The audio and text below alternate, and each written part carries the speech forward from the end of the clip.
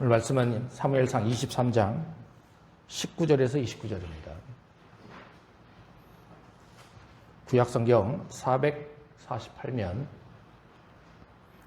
사무엘상 23장 19절에서 29절 다 같이 합독하겠습니다. 시작.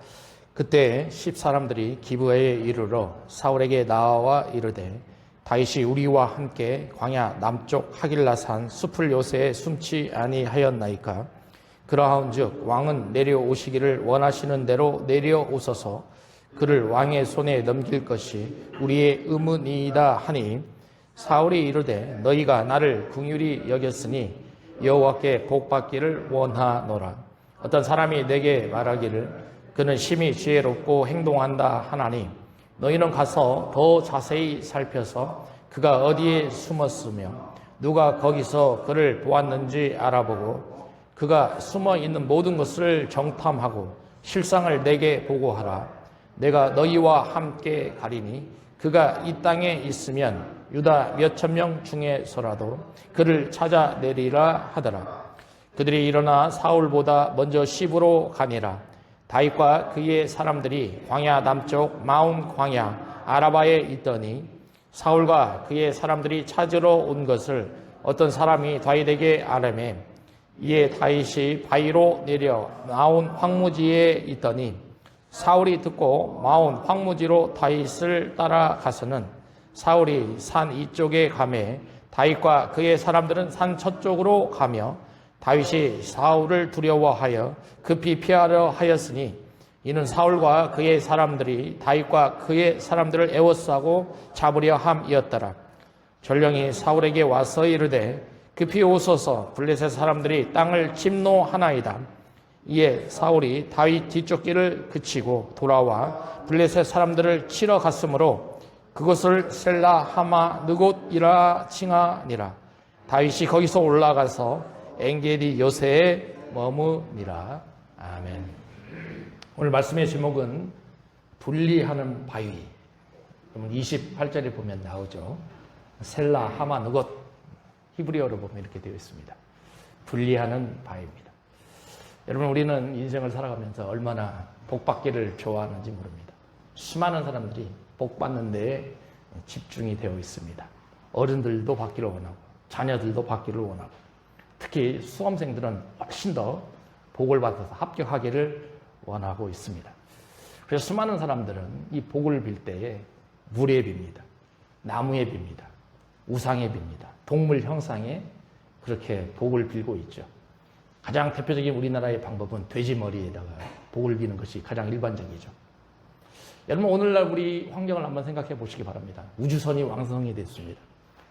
태양계 행성에 도달하는 시대입니다. 이제는 스마트폰이 모든 것들을 다 해결해 줍니다. 이제 안경만 쓰면 그 안경을 통해서 모든 시험을 다 볼 수가 있습니다.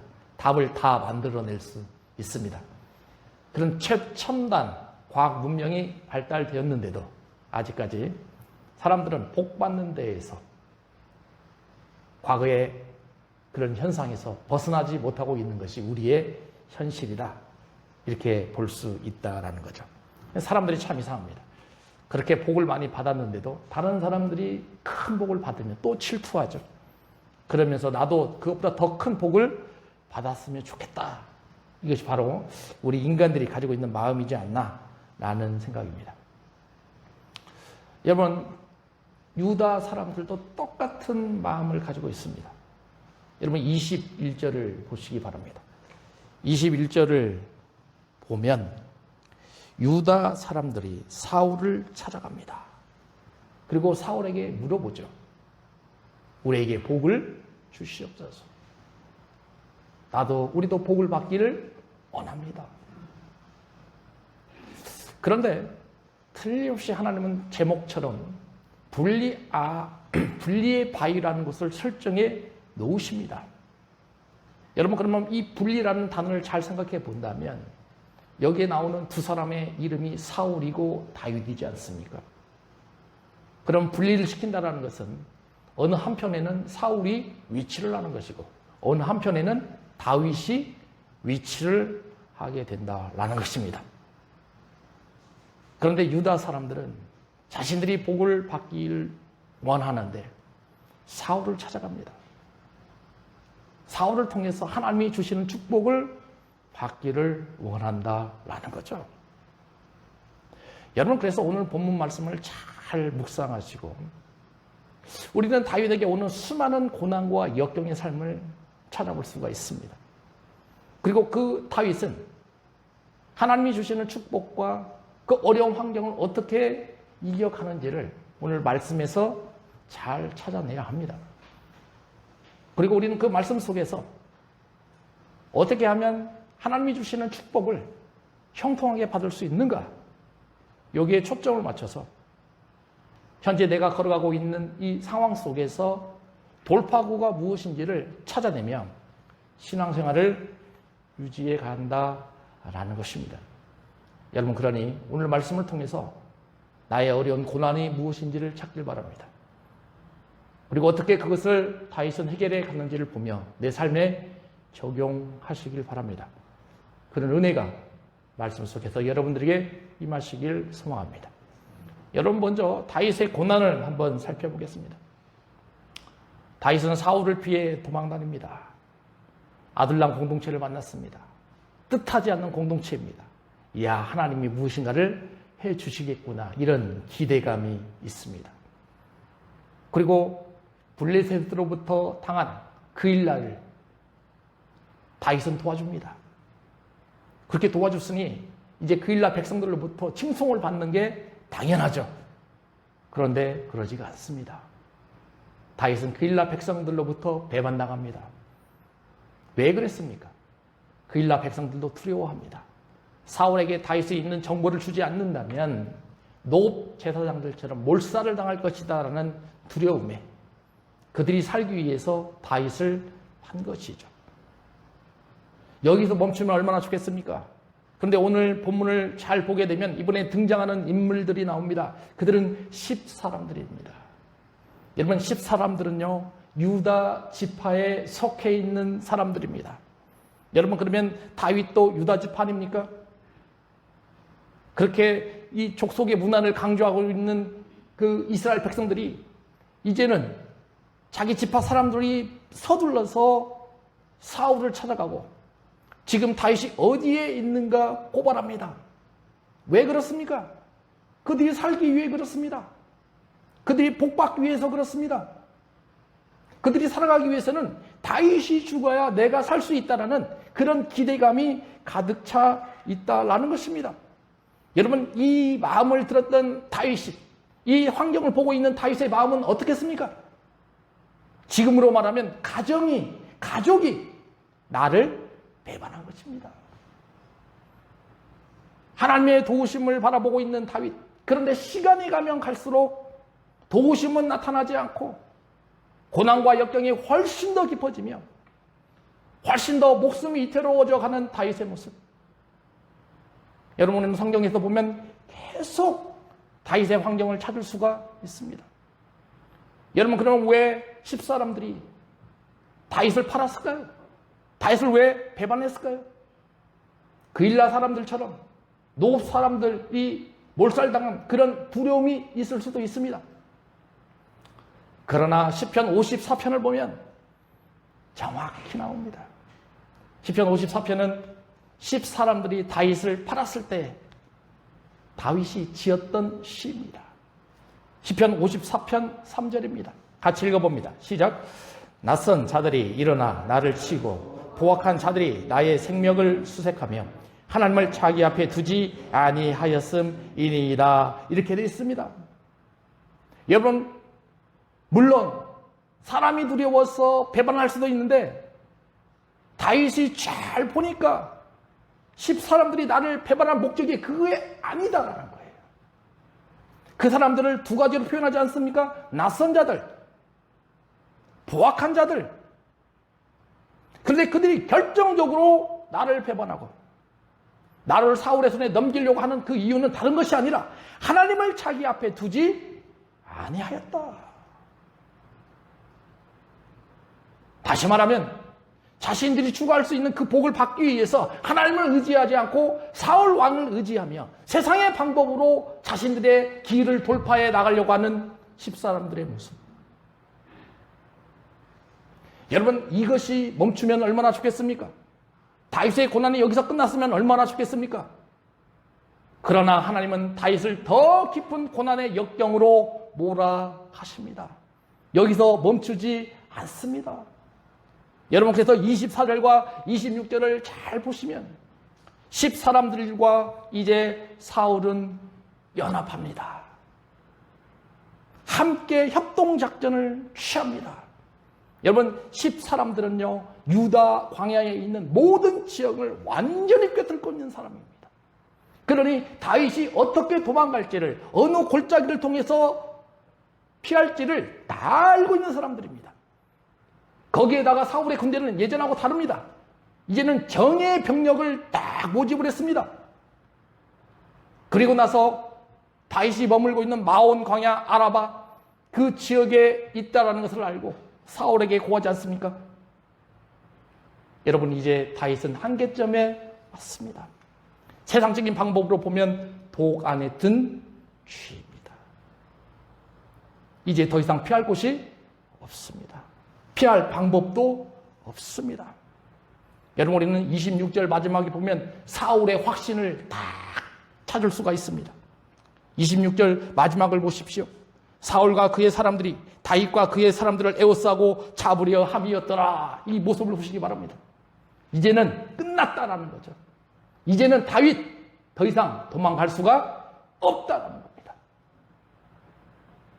그러는 반면에 다윗과 함께 있는 아둘람 공동체의 유료는 어떻게 했습니까? 우리는 이제는 여기서 절망이구나. 이제는 우리는 더 이상 희망이 없구나. 이제 다윗을 통한 하나님의 역사는 여기서 마무리되는구나. 여러분, 우리는 어떻습니까? 우리는 인생을 살아가면서 다윗과 같은 고난의 삶을 경험하지 않았습니까? 더 이상 소망이 없고, 더 이상 가능성이 없고, 이제는 포기하고 싶고, 이제는 사람들을 더 이상 만나고 싶지 않는, 세상을 외면하고 싶어 하는 그런 삶을 우리는 경험하지 않습니까? 다윗도 똑같은 경험을 하고 있습니다. 여러분, 그런데 하나님은 여기서 멈추질 않습니다. 하나님은 이럴 때 개입을 하십니다. 그런데 하나님의 개입이 굉장히 놀랍다라는 것입니다. 여러분, 아브라함을 생각해 보시기 바랍니다. 100세의 아들 이삭을 주었습니다. 얼마나 사랑스럽습니까? 근데 그 독자 아들 이삭을 제물로 바치라고 합니다. 여러분, 그보다 더 큰 고난과 역경이 어디 있겠습니까? 불가능한 상태로 하나님이 주신 아들인데 그 아들을 제물로 바치라라는 거죠. 그러나 하나님은 여호와 이레의 선을 그어 놓으셨습니다. 그리고 그곳에서 또 다른 제물을 준비해 놓으시고 아브라함의 믿음을 바라보신 것입니다. 여러분, 요셉은 어떻습니까? 노예로 팔려갔습니다. 5번의 옷의 죄수의 복을 갈아입었습니다. 이제 더 이상 소망이 없습니다. 더 이상 희망이 없습니다. 그러나 하나님은 또 요셉을 향해서 선을 그어 놓습니다. 그 선을 넘지 못하도록 안전하게 하나님은 요셉을 보호해 주십니다. 요셉을 향해 보호하시는 그 선은 하나님이 요셉을 애굽의 총리로 세워가시는 그런 보호하심이었다라는 것입니다. 여러분, 이제 다윗에게도 똑같은 일이 일어납니다. 28절을 보겠습니다. 같이 읽어봅니다. 시작. 이에 사울이 다윗 뒤쪽 길을 그치고 돌아와 블레셋 사람들을 치러 갔으므로 그것을 셀라 하마 느곳이라 칭하니라 이렇게 됐습니다. 사울이 다윗을 잡으려고 하는 것을 멈춥니다. 그리고 도망갑니다. 도망가는 게 아니라 블레셋과 싸우기 위해서 다시 회피하죠. 이것이 경계선이 되는 겁니다. 여러분, 하나님은 우리의 고난과 역경과 절망 속에 놓여졌을 때 반드시 이런 분리하는 선을 그어 주십니다. 그리고 사울이 더 이상 들어오지 못하는 그런 선들을 설정해 주신다라는 것입니다. 그런 선이 설정되어 있기 때문에 우리는 희망을 갖습니다. 그런 하나님의 도우심이 있기 때문에 우리는 소망을 갖습니다. 여러분, 아까 제가 말씀드렸던 시편 54편 4절과 5절을 보면 다윗의 마음을 읽을 수가 있습니다. 같이 읽어봅니다. 시작. 하나님은 나를 돕는 이시며 주께서는 내 생명을 붙들어 주시는 이시니이다. 주께서는 내 원수에게 앞으로 갚으시리니 주의 성실하심으로 그들을 멸하소서. 이렇게 됐어요. 이제 사울이 퇴군한 후에 똑같은 장소에 다윗이 올라갑니다. 아, 이 선은 하나님이 설정해 놓으신 선이었구나. 하나님이 만들어 놓으셨던 바위였구나. 그럼 이 바위에서 내가 할 수 있는 일이 무엇인가? 나는 죽을 수밖에 없는 절망에 빠졌었는데 하나님은 나를 보호해 주시는구나. 그러면 나의 앞길은 이제 하나님의 인도하심에 달려있구나. 그런 마음을 가지지 않았겠습니까? 그리고 시로 쓴 거예요. 하나님, 나를 도와 주시옵소서. 내 힘으로 하지 않게 하여 주시옵소서. 하나님의 힘으로 이 길을 극복하게 하여 주시옵소서. 하나님, 내 생명은 내 손에 있는 것이 아니고 사울의 손에 있는 것이 아니고 바로 하나님의 손에 있습니다. 하나님, 내 생명을 지켜 주시옵소서. 하나님, 때로는 나에게 대적이 된 그 원수를 갚아야 하는데 그 원수를 갚는 것도 내 힘으로 갚지 않도록 하여 주시고 하나님께서 그 일을 해결해 주시옵소서. 저는 하나님의 성실하신 그 일하심을 믿습니다. 저는 하나님의 그 일하심에 순종하며 믿음으로 바라보며 그 길을 하나님 저는 걸어가겠습니다. 여러분, 다윗은 이 바위에서, 불리의 바위에서 하나님을 향해서 이런 기도로 자신의 인생을 걸어가고 있어요. 여러분, 우리도 이런 다윗과 같은 하나님의 보호하심을 경험하셔야 합니다. 그랬을 때 그 사람에게 큰 위로가 있을 것입니다. 그리고 그 사람에게 하나님의 일하심이 계속 나타난다는 거죠. 여러분, 그런데 하나님이 어떻게 개입하십니까? 여러분, 하나님의 개입하심은 인간이 상상할 수가 없어요. 우리가 전혀 이해할 수 없는 방법으로 하나님은 그 선택한 사람들을 보호해 주신다라는 것입니다.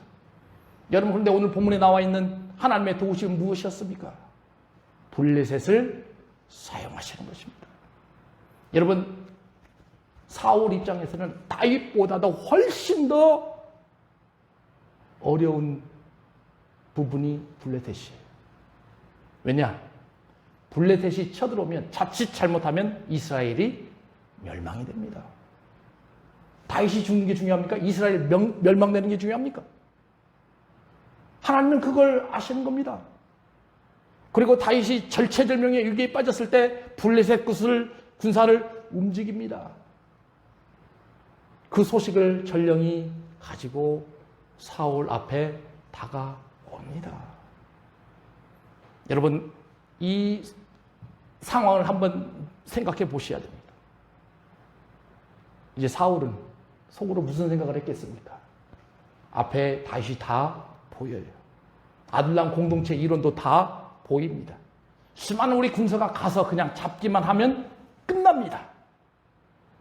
자신감이 묻어 있습니다. 그런데 하나님의 방법이 그것을 막으십니다. 하나님이 그것을 더 이상 진행하지 못하도록 하신다라는 거죠. 여러분, 그러니 우리 신앙 속에 이런 하나님의 전혀 예상하지 못한 그런 일들을 경험하셔야 돼요. 이런 경험이 없으신 분들은 하나님의 일하심이 나타나지 않는 거예요. 다윗도 똑같잖아요. 그림을 한번 보시기 바랍니다.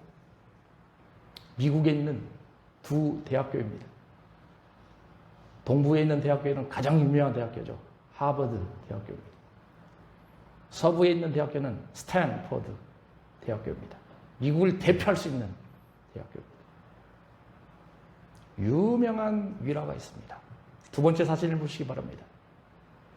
이분들이 스탠포드 대학교를 세웠던 분들입니다. 이분들이요, 하버드 대학을 찾아갔습니다. 총장을 만나기 위해 찾아갔습니다. 그런데요, 이분들은 미 서부 지역에서 상원 의원을 지냈던 분들입니다. 그런데 나이가 많잖아요. 허스름한 옷을 입고 하버드 대학 총장을 만나러 간 것입니다. 그런데 비서가 그걸 보면서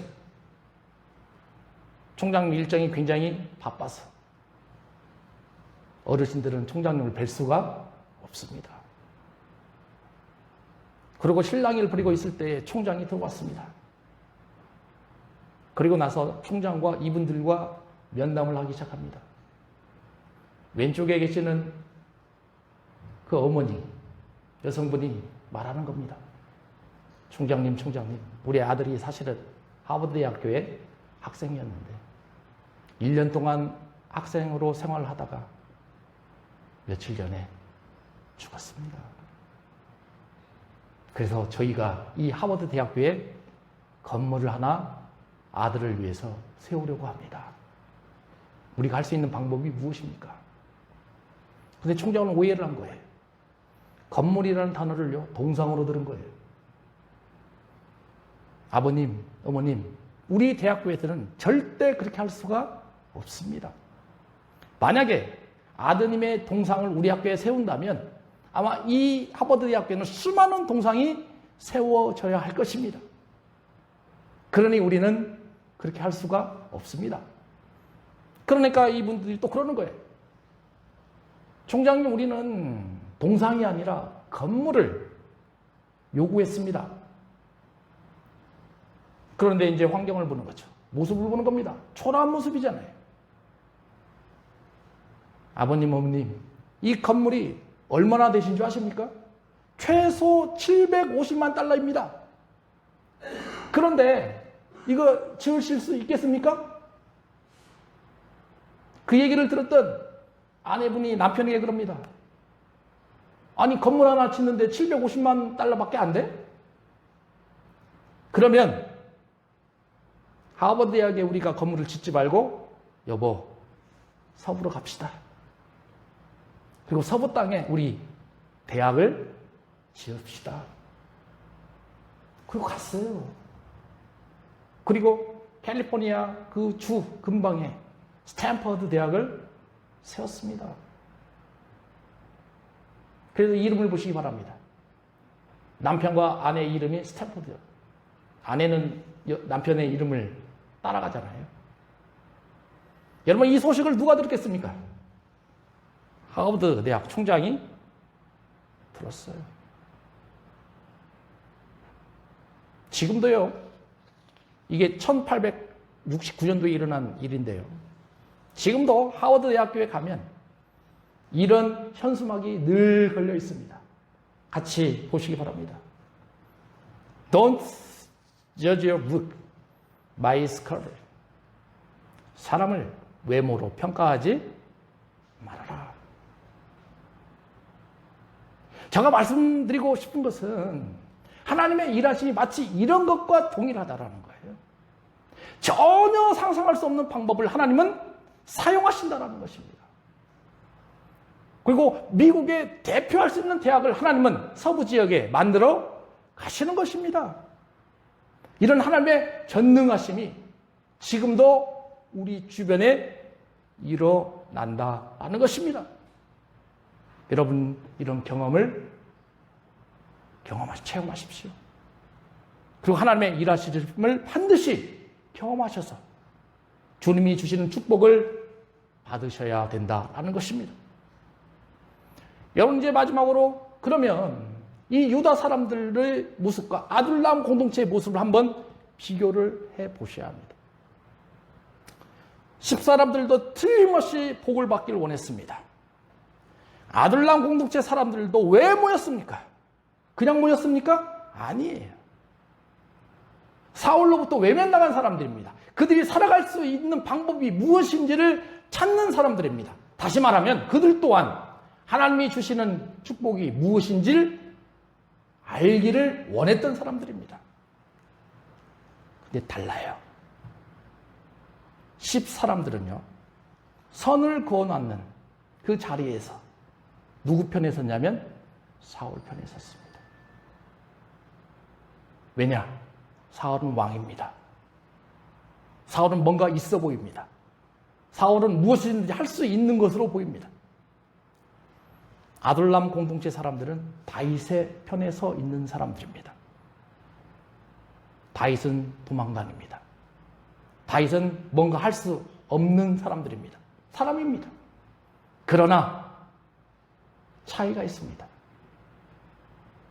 하나님은 사울을 버리셨습니다.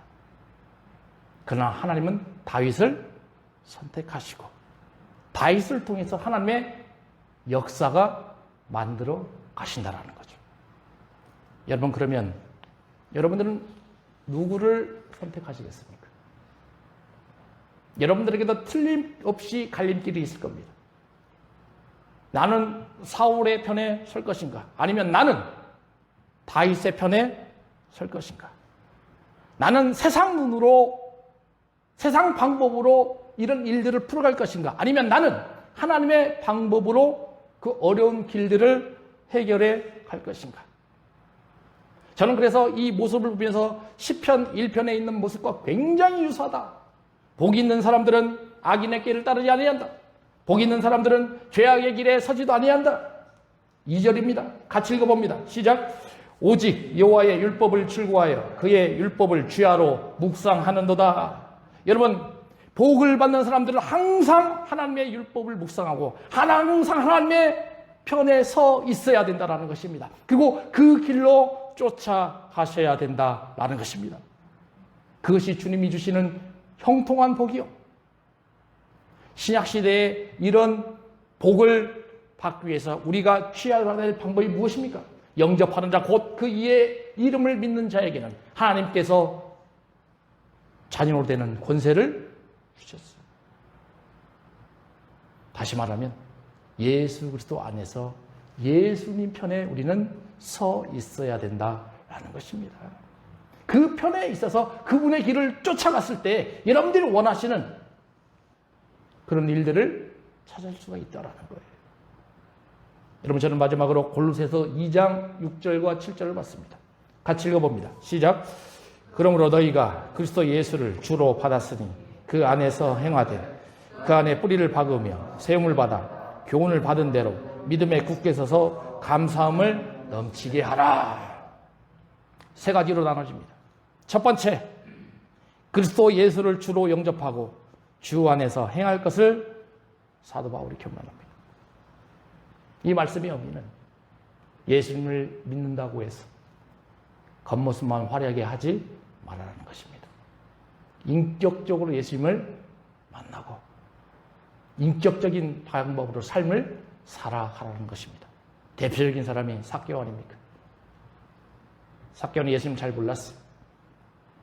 근데 예수님을 인격적으로 만나니까 자기가 가지고 있는 재산의 절반을 줍니다. 그리고 자기가 온당치 못한 방법으로 빼앗았던 그런 돈들도 4배를 다 갚아줬습니다. 두 번째는 뭐라고 했습니까? 그리스도 안에서 신앙의 뿌리를 깊이 박아라. 세움을 받아라. 여러분, 신앙의 뿌리, 나무하고 연결되지 않습니까? 교회의 뿌리, 기초하고 연관되지 않습니까? 뿌리는요, 교회의 기초는요, 눈에 보이질 않아요. 그런데 하나님은 그것을 보시겠다라는 것입니다.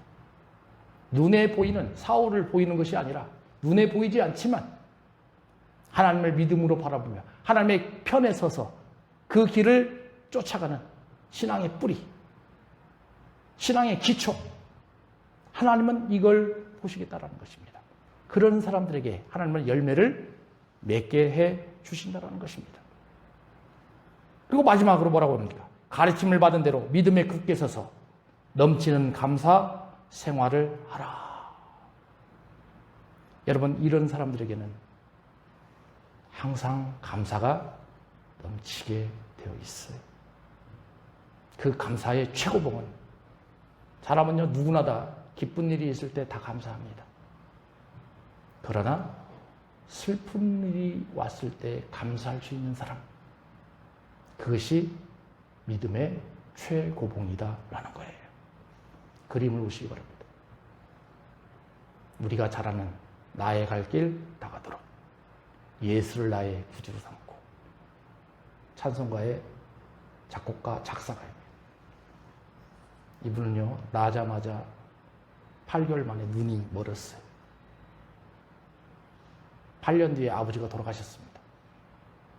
인생을 포기할 그런 고난과 역경에 놓여져 있었습니다. 그러나 하나님을 만난 거예요. 눈이 보이지 않지만 내가 할 수 있는 길이 무엇인가?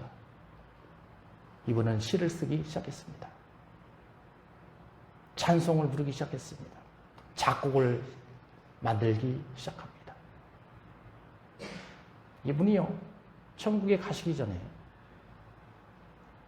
유명한 말씀을 합니다.